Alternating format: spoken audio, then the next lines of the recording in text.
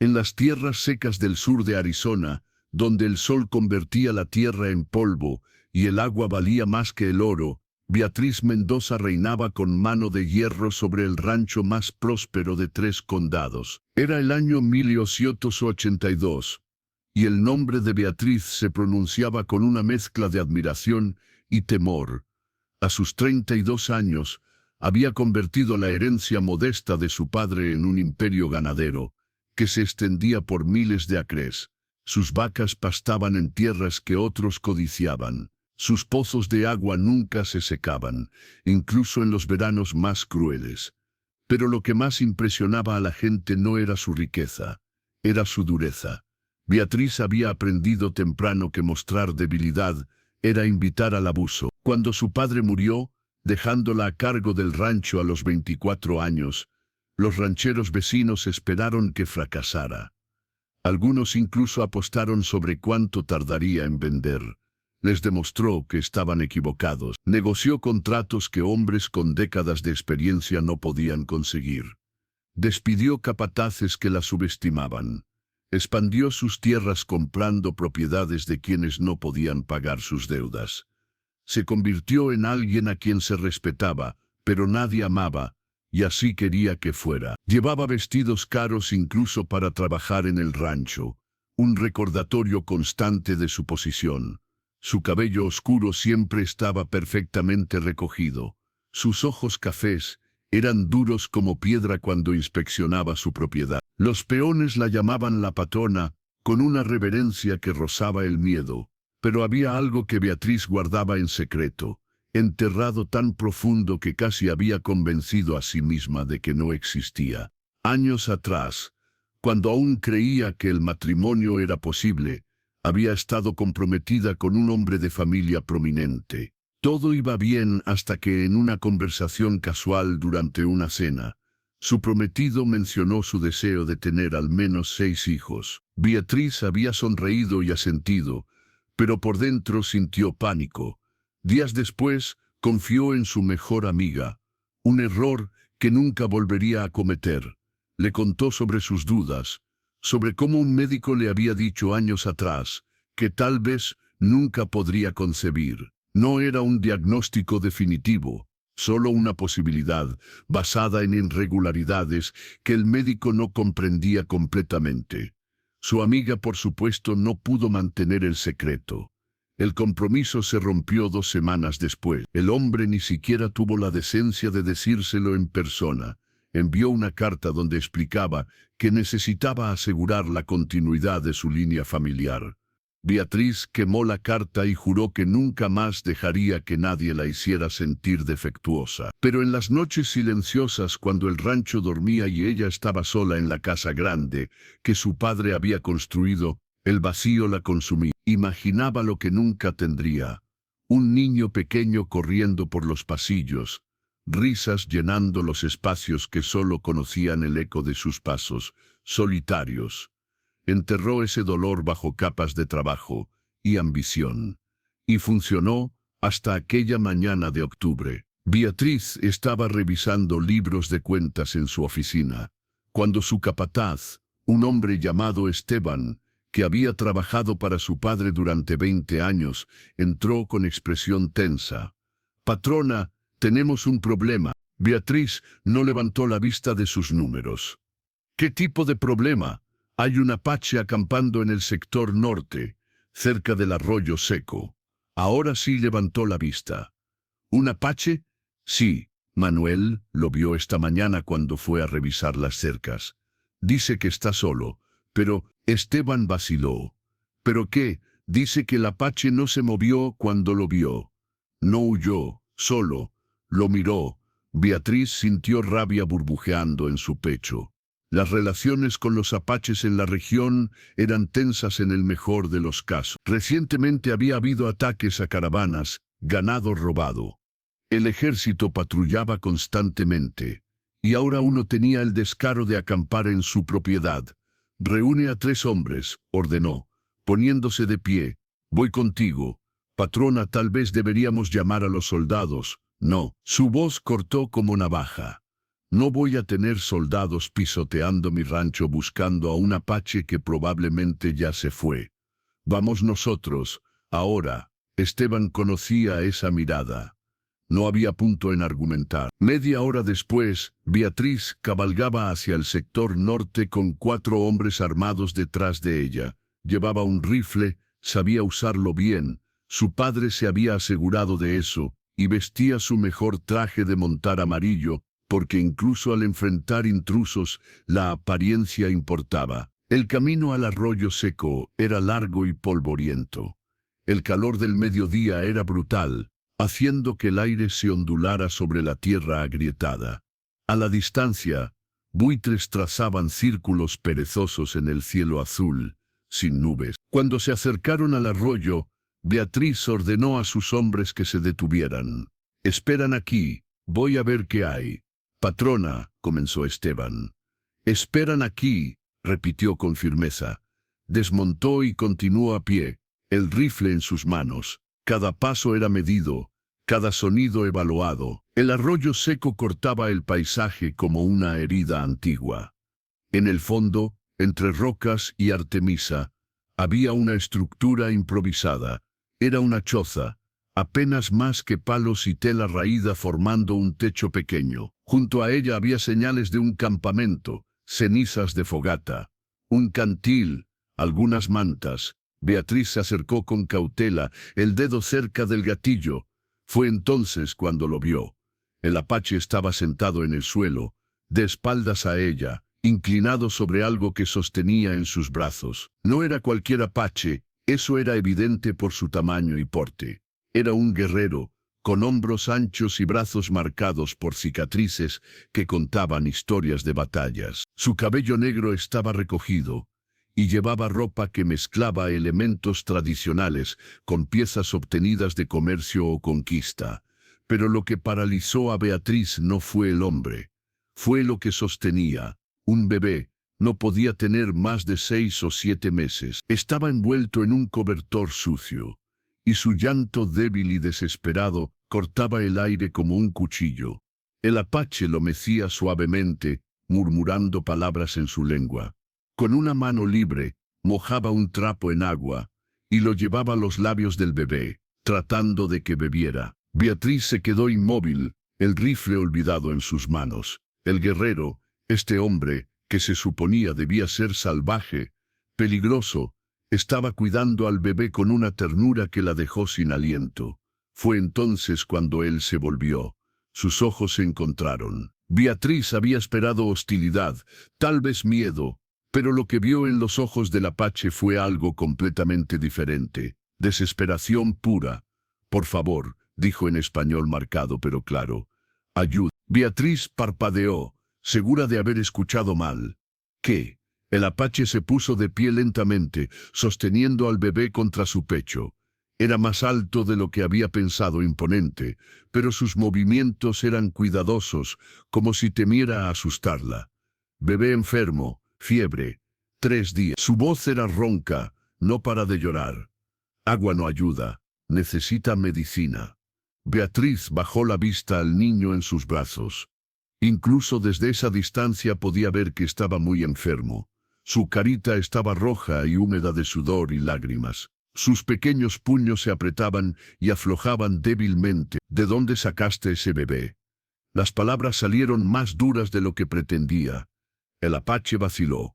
«Encontrado, carreta atacada, todos muertos, bebé solo llorando».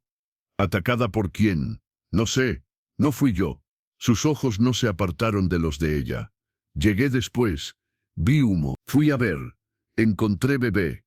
Beatriz quería no creerle, sería más fácil si fuera un asaltante, un asesino, pero algo en su voz, en la forma en que sostenía al bebé, como si fuera lo más frágil del mundo, hacía difícil dudar. «¿Por qué no lo llevaste a un pueblo?». Una expresión amarga cruzó su rostro. «Apache con bebé blanco. Me matarían antes de preguntar». Tenía razón, Beatriz lo sabía. El bebé lloró más fuerte, un sonido desgarrador. El apache lo apretó más contra su pecho, murmurando palabras suaves que el niño no podía entender, pero que parecían calmarlo un poco. Se está muriendo, dijo el hombre, y su voz se quebró ligeramente. 3 días tratando, no sé qué hacer. Tú eres rica, ¿sí? Tienes medicina. Por favor.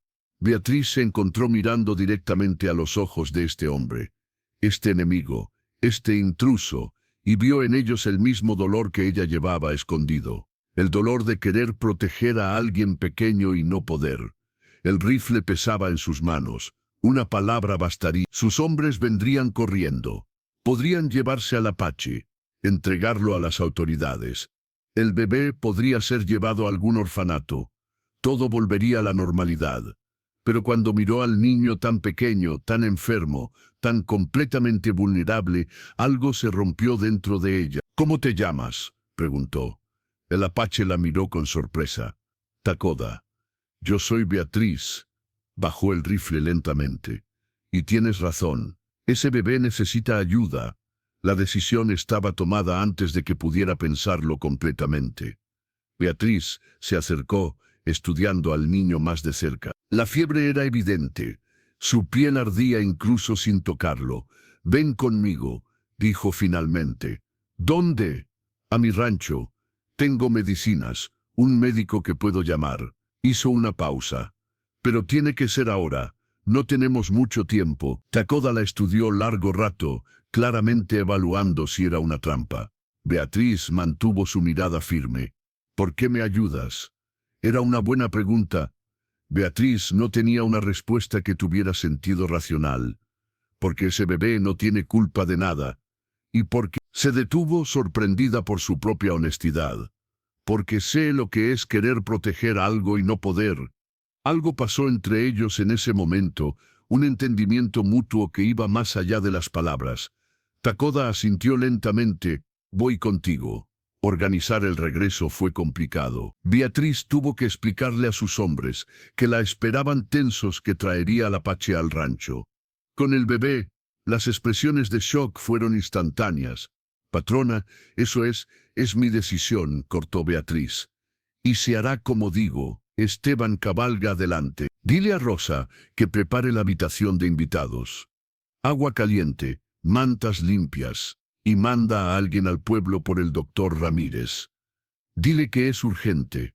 Esteban vaciló solo un segundo antes de asentir y partir al galope. Si te gusta esta historia, no olvides seguirme y activar la campanita. Cada día subo una nueva historia.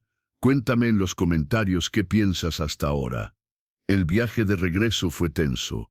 Takoda caminaba junto al caballo de Beatriz, sosteniendo al bebé. Los otros hombres mantenían distancia, con manos cerca de sus armas. Beatriz cabalgaba en silencio, muy consciente de cada par de ojos que observaba al Apache. También muy consciente de que acababa de tomar una decisión que cambiaría todo. Cuando llegaron al rancho, la reacción fue inmediata. Los peones se detuvieron en su trabajo.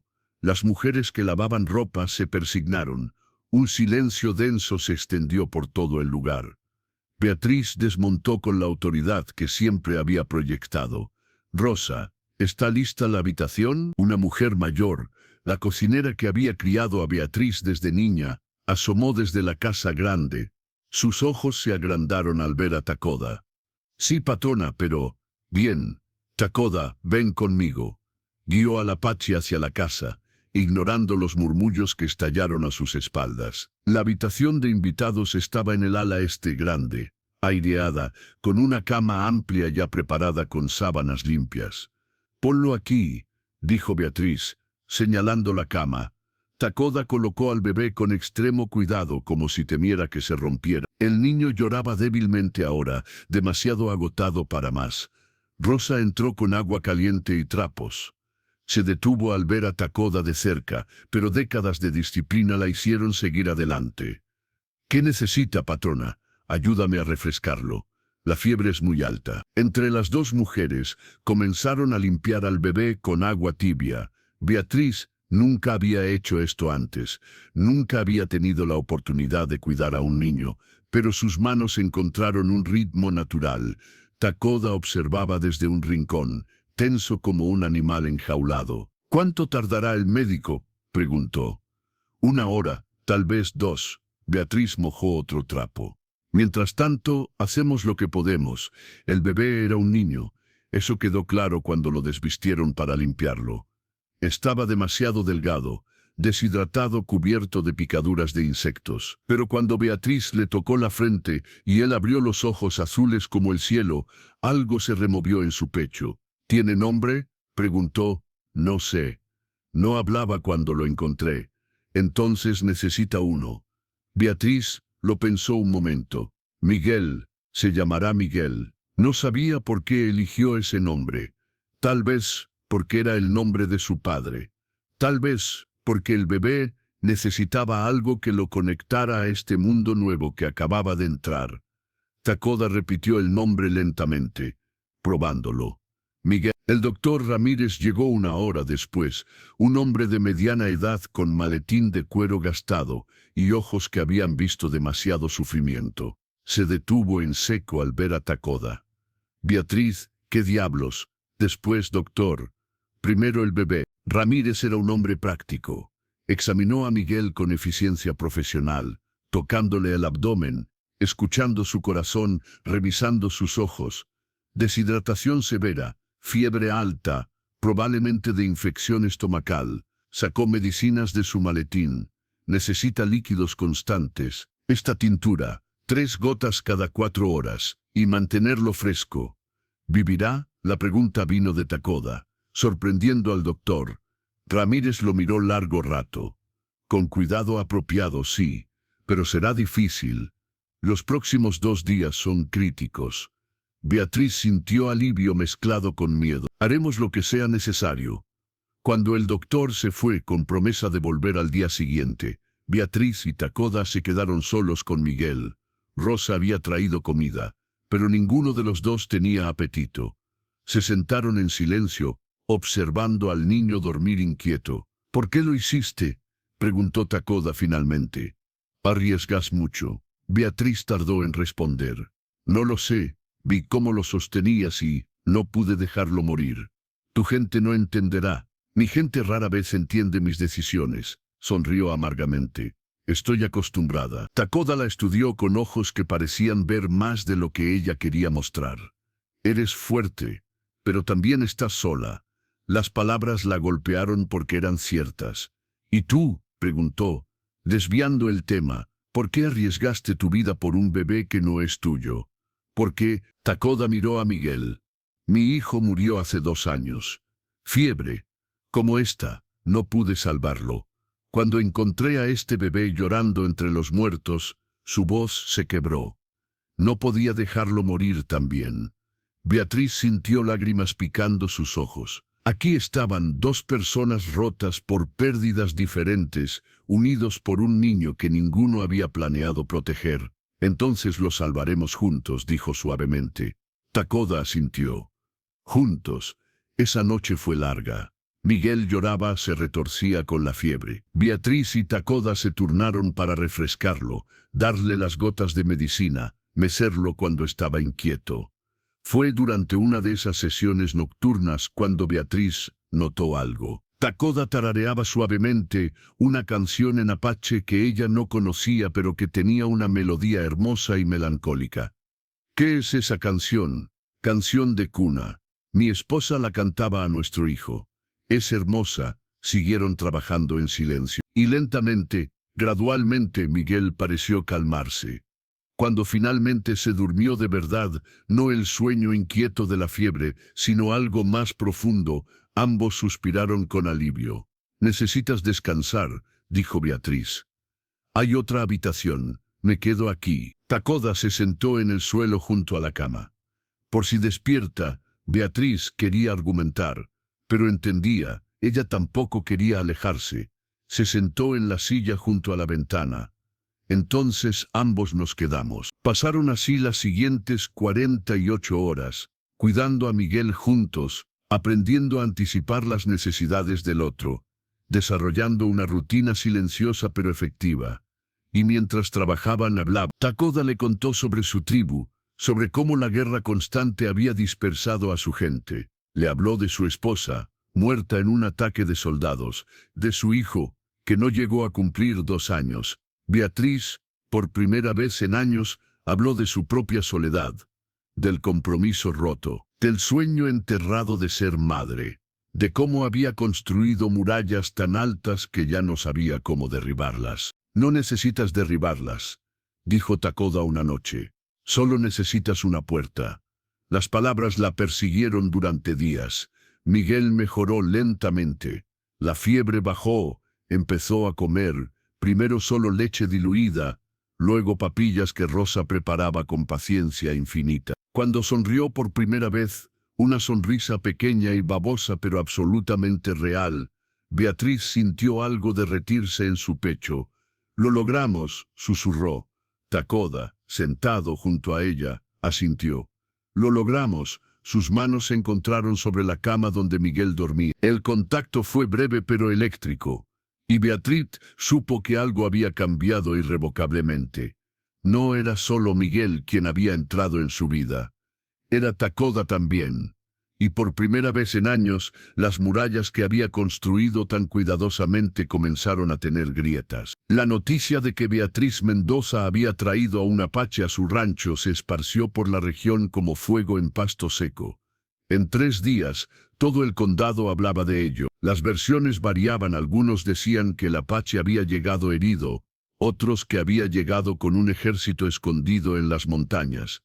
Pero todos coincidían en un punto: Beatriz Mendoza se había vuelto loca. Los primeros en llegar fueron los vecinos más cercanos, curiosos y preocupados a partes iguales.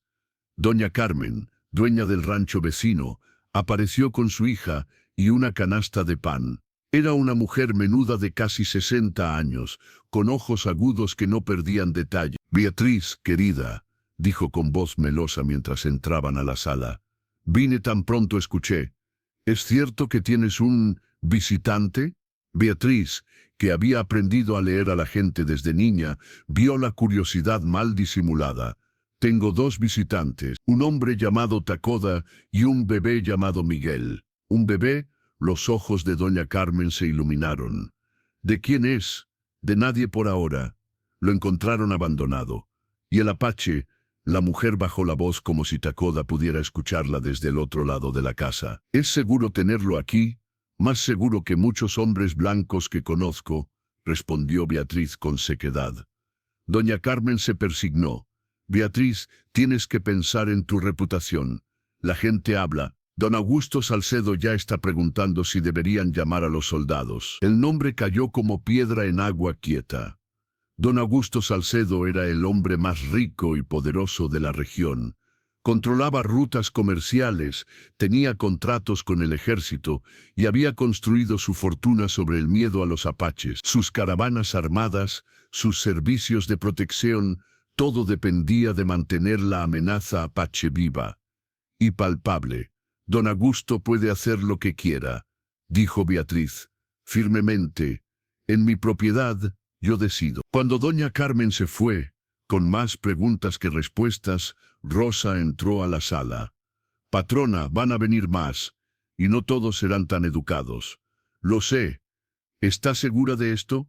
Porque una vez que don Augusto se involucre...». Beatriz miró hacia la habitación donde Miguel dormía, vigilado por Takoda. «Estoy segura». Esa noche, después de que Miguel se durmiera, Beatriz y Takoda hablaron en voz baja junto a la ventana. «He traído problemas a tu casa», dijo Takoda. «Debería irme y llevar a Miguel contigo. Todavía está débil. Entonces me voy solo. Tú cuidas al bebé». Beatriz lo miró. Este hombre que había aparecido en su propiedad, con un niño moribundo, que había pasado noches sin dormir cuidándolo, que tarareaba canciones de cuna en un idioma que ella no entendía pero que le parecía hermoso. Si te gusta esta historia, no olvides seguirme y activar la campanita. Cada día subo una nueva historia. Cuéntame en los comentarios qué piensas hasta ahora. «No», dijo finalmente. «Te quedas». «¿Por qué?». «No te debo nada más que problemas, porque Miguel te necesita». «¿Y por qué?». Beatriz vaciló. «Porque yo también». Las palabras salieron antes de que pudiera detenerlas. Takoda la miró con sorpresa. «Hace años que manejo este rancho sola», continuó Beatriz. Tomo todas las decisiones, resuelvo todos los problemas. Es agotador estar siempre sola. Takoda se acercó un paso. No tienes que estar sola. Mi mundo y el tuyo son el mismo mundo, solo desde ángulos diferentes. Sus ojos oscuros la sostenían. He visto cómo cuidas a Miguel. Vi cómo enfrentaste a tus propios hombres para traerme aquí. Eres valiente. Soy terca. Es lo mismo. Una pequeña sonrisa curvó sus labios, la primera que Beatriz le había visto. Y creo que te gusto más de lo que admites. Beatriz sintió calor subiendo a sus mejillas. Eres muy presumido para alguien que llegó suplicando ayuda. Y tú eres muy dura para alguien que derrite cuando ve a ese bebé. Era cierto. Beatriz lo sabía. Cada vez que sostenía a Miguel, sentía algo descongelarse dentro de ella, algo que había mantenido congelado durante años. ¿Qué vamos a hacer?, preguntó finalmente. Cuando don Augusto venga, y vendrá, no va a aceptar un no por respuesta. Entonces nos preparamos. La oportunidad de prepararse llegó antes de lo esperado. Don Augusto Salcedo apareció 2 días después con una comitiva de 6 hombres armados. Era un hombre corpulento de casi 50 años, con bigote imponente y ojos que calculaban el valor de todo. Beatriz lo recibió en el porche, vestida con su mejor traje, armadura y declaración a la vez. Don Augusto, ¡qué sorpresa! Beatriz. Su voz era grave. Vine tan pronto, escuché las noticias preocupantes. ¿Qué noticias? Que albergas a un apache en tu rancho. Uno peligroso. Albergo a un hombre que me ayuda a cuidar un bebé enfermo. No veo el peligro. Los ojos de Augusto se endurecieron. Ese hombre es un salvaje. Su presencia aquí pone en riesgo a toda la región. Ah, ¿sí? ¿Por qué? Porque no puedes cobrar tus tarifas de protección si la gente ve que los apaches pueden ser inofensivos. Augusto palideció de rabia. Cuida tu lengua, muchacha. No soy una muchacha. Soy dueña de esta propiedad y no acepto órdenes de nadie. Entonces acepta consejo. Ese apache tiene que irse. Si no lo sacas tú, lo sacarán los soldados. Los soldados que tú contratas, los que les pagas para mantener el miedo. Augusto dio un paso adelante, amenazante. Estás jugando con fuego. Fue entonces cuando Takoda salió de la casa. No traía armas, solo su presencia alta, orgullosa, completamente tranquila. Los hombres de Augusto inmediatamente llevaron manos a sus pistolas. «Este es el salvaje», Augusto lo miró con desprecio. «No parece gran cosa». Takoda no respondió, solo se colocó junto a Beatriz. El mensaje era claro: donde ella estuviera, él estaría. «Don Augusto», dijo Beatriz con voz fría, «te sugiero que te vayas. Ahora, esto no termina aquí, Beatriz. He hablado con el capitán Morrison del destacamento. Están muy interesados en tu huésped. Que vengan cuando quieran. Mientras tanto, fuera de mi propiedad». Augusto se fue, pero su amenaza quedó flotando en el aire. Esa noche, Rosa vino con noticias que había recopilado de las mujeres del mercado. «Patrona, hay rumores extraños». «¿Qué tipo de rumores?» «Sobre el bebé. Algunas personas dicen que es hijo de una mujer llamada Clara Ramírez». Beatriz se tensó. Conocía ese nombre. Clara había trabajado en casa de Augusto Salcedo años atrás. «¿Qué pasó con ella?» Rosa bajó la voz. «Desapareció hace más de 1 año. Dicen que estaba embarazada. Algunas mujeres murmuraban que el bebé era de don Augusto, pero nunca se comprobó nada. Y entonces se fue, o la mandaron en una caravana hacia el este. Esa caravana fue atacada. Hubo muertos. Clara estaba entre ellos». Beatriz sintió que el estómago se le revolvía. «¿Y el bebé?» «Nunca se encontró. Se asumió que murió también». Rosa miró hacia la habitación donde Miguel dormía. Hasta ahora, las piezas comenzaban a encajar de forma horrible. Beatriz compartió la información con Takoda esa noche. «¿Crees que Miguel sea hijo de ese hombre?» «No sé. Pero las fechas coinciden. La edad coincide». Beatriz cerró los ojos. Si es cierto, entonces Augusto abandonó a su propio hijo. O peor, lo mandó a morir. Y ahora que el niño reapareció, es una amenaza para él. Entendían perfectamente las implicaciones. Un hijo ilegítimo era un escándalo.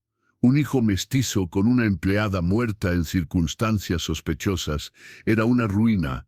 Tenemos que protegerlo, dijo Beatriz. ¿Cómo? Si ese hombre tiene poder, encontraremos la manera. Los días siguientes fueron tensos. Beatriz reforzó la seguridad del rancho. Takoda, que había revelado ser estratega experto, ayudó a organizar turnos de vigilancia.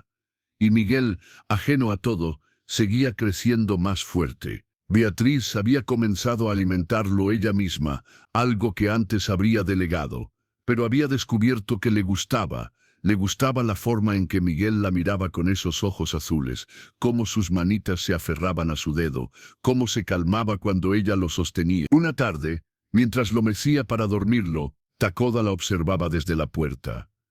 «Eres buena con él. Nunca pensé que tendría oportunidad de hacer esto». «¿Por qué no?» Beatriz vaciló, luego decidió ser honesta. «Hace años, un médico me dijo que probablemente no podría tener hijos. Mi prometido rompió el compromiso. Decidí que si no podía ser madre, sería exitosa en todo lo demás. Ese hombre era tonto, tal vez, pero el dolor era real». Takoda se acercó y se arrodilló junto a la silla donde ella mecía a Miguel. «La maternidad no viene solo de dar a luz, viene del corazón. Y tu corazón es de madre». Beatriz sintió lágrimas amenazando. «¿Cómo puedes decir eso? Apenas me conoces. Te conozco suficiente. Te vi arriesgar todo por un bebé que no era tuyo. Te vi desafiar a hombres poderosos. Te vi abrir tu hogar a un enemigo porque hizo lo correcto. Tomó su mano libre. Eres más fuerte y más amable de lo que crees». Sus rostros estaban muy cerca. Beatriz podía sentir su aliento, ver las pequeñas cicatrices que marcaban su piel, oler el aroma a salvia y cuero. «Takoda, sé que esto está mal. Sé que tu mundo y el mío no deberían mezclarse. Pero cuando te miro», se detuvo, buscando palabras. «Cuando te miro veo mi hogar». Beatriz dejó escapar un sollozo pequeño. «Yo también». Se besaron ahí, con Miguel dormido en los brazos de Beatriz, sellando algo que había estado creciendo desde el momento en que ella lo vio cuidando al bebé. No era solo atracción, era reconocimiento, dos almas solitarias que se habían encontrado en las circunstancias más improbables. Cuando se separaron, ambos estaban temblando. «Esto va a complicar todo aún más», susurró Beatriz. «Ya estaba complicado. Ahora solo es más honesto». Tenía razón, y aunque Beatriz sabía que el mundo los juzgaría, que enfrentarían obstáculos que apenas podían imaginar, en ese momento no le importó. Por primera vez en años se sentía completa, pero la paz era frágil. El capitán Morrison llegó una semana después con 12 soldados. Era un hombre delgado de unos 40 años, con cara de pocos amigos y reputación de brutalidad. «Señorita Mendoza, vengo por el Apache». Beatriz lo recibió en el porche, con Takoda a su lado y Miguel en sus brazos. «¿Con qué autoridad?» «Autoridad del ejército de los Estados Unidos. Ese hombre es buscado». «¿Por qué crímenes específicos?» Morrison vaciló. «Por ser Apache en territorio controlado. Eso no es un crimen. Y está bajo mi protección en mi propiedad privada. Su protección no significa nada frente a la ley». «¿Qué ley? La que dice que un hombre no puede ayudar a un bebé moribundo, la que dice que debemos matar primero y preguntar después». Morrison se puso rojo. «Señorita Mendoza, no haga esto más difícil de lo necesario». Fue entonces cuando Beatriz jugó su carta. «Capitán Morrison, ¿conoce a este bebé?» El hombre parpadeó confundido. «No». «¿Por qué debería?» «Porque es hijo de Clara Ramírez, la mujer que trabajó para don Augusto Salcedo, la mujer que murió en una caravana atacada hace un año». Morrison palideció ligeramente. «No sé de qué habla. Si te gusta esta historia, no olvides seguirme y activar la campanita. Cada día subo una nueva historia. Cuéntame en los comentarios qué piensas hasta ahora». «Creo que sí, y creo que don Augusto también. De hecho, Creo que el ataque a esa caravana fue muy conveniente para alguien que quería deshacerse de un secreto embarazoso. Esas son acusaciones serias, y tengo pruebas. Era mentira todavía, pero Morson no lo sabía. El capitán miró a sus hombres, luego a Beatriz. Don Augusto es un hombre respetable. Don Augusto es un hombre que se beneficia del miedo, y ustedes lo ayudan a perpetuarlo. Hubo silencio tenso. Los soldados se miraban entre sí, incómodos. Finalmente Morson dio un paso atrás. Esto no termina aquí. Estoy segura de que no, pero por ahora fuera de mi propiedad. Cuando se fueron, Beatriz estaba temblando. Takoda puso una mano en su hombro. Fue arriesgado, lo sé, pero necesitamos tiempo. ¿Tiempo para qué? Para encontrar la verdad y para proteger a Miguel legalmente. Beatriz pasó los siguientes días investigando. Envió mensajeros a pueblos cercanos, preguntando sobre Clara Ramírez, sobre la caravana atacada, sobre cualquier detalle que pudiera confirmar sus sospechas. La verdad llegó de fuente inesperada. Una anciana llamada Petra, que había sido cocinera en casa de Augusto, vino una noche envuelta en rebozos. Patrona Beatriz, necesito hablar. La llevaron adentro. Petra tenía casi 70 años, manos temblorosas, pero ojos claros. Clara era buena muchacha, comenzó. Trabajaba duro. Don Augusto la buscaba en las noches. Ella tenía miedo, pero ¿qué podía hacer? Beatriz sintió náuseas. Cuando quedó embarazada, él se puso furioso. Le dio dinero, le dijo que se fuera lejos. La mandó en esa caravana. Petra sacó algo envuelto en tela. Clara me dio esto antes de irse. Me dijo que si algo le pasaba, lo guardara. Desenvolvió el paquete. Dentro había un anillo simple, de plata, con iniciales grabadas, A.S.E. Augusto Salcedo, susurró Beatriz. Ella lo amaba, la tonta. Guardaba esto como tesoro. Petra se limpió lágrimas. Cuando escuché que usted tenía un bebé que encontraron en esa caravana, supe que tenía que venir. Beatriz tomó el anillo. Era la prueba que necesitaba. Gracias, Petra. Has sido muy valiente, la anciana asintió. Clara merece justicia, y ese bebé merece saber la verdad. Cuando Petra se fue, Beatriz mostró el anillo a Takoda. Ahora tenemos evidencia real. ¿Qué harás? Confrontarlo. Públicamente. Era arriesgado, mortal, incluso. Pero Beatriz había aprendido que esconderse nunca resolvía nada. Organizó una reunión en el pueblo, abierta, pública, invitó a todos, rancheros, comerciantes, autoridades, y especialmente a Augusto Salcedo. El día de la reunión, el salón del ayuntamiento estaba lleno. Beatriz llegó con Miguel en brazos y Takoda a su lado. Los murmullos fueron inmediatos. Augusto estaba al frente, con su abogado. Su expresión era de furia apenas contenida. Beatriz, ¿qué circo es este? Ella se puso de pie, sosteniendo a Miguel. No es un circo, don Augusto. Es la verdad. Procedió a contar todo, cómo Takoda había encontrado al bebé, cómo lo habían salvado, y finalmente las sospechas sobre su verdadero origen. Clara Ramírez trabajó en tu casa. Quedó embarazada. La mandaste lejos en una caravana que fue atacada. Ella murió, pero su bebé sobrevivió. Augusto se puso de pie. Mentiras. Ah, sí. Beatriz sacó el anillo. Entonces explica esto. Tu anillo que Clara guardaba como tesoro. El silencio fue absoluto. Y explica por qué enviaste soldados a mi rancho, no para arrestar a Takoda, sino para asegurarte de que nadie descubriera que este bebé es tu hijo. Basta, rugió Augusto. Esa mujer era una cualquiera. Si tuvo un hijo, no era mío. Entonces, ¿por qué tanto interés en que desaparezca? Augusto no tenía respuesta. Su rostro estaba rojo, las venas marcadas en su cuello. El juez local, un hombre llamado Torres, se puso de pie.